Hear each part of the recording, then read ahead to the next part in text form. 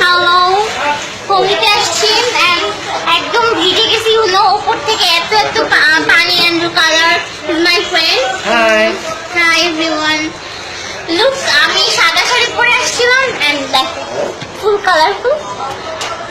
মজা হলো অনেক কষ্ট করে অনেক প্রোটেক্ট করছি। আই কান্ট বিলিভ কোন ঢাকার মধ্যে এত কিছু হয় এমন ভাবে যে একটা মেয়েকে নিয়ে একটা হোলিতে আসা ভেরি ডিফিকাল্ট।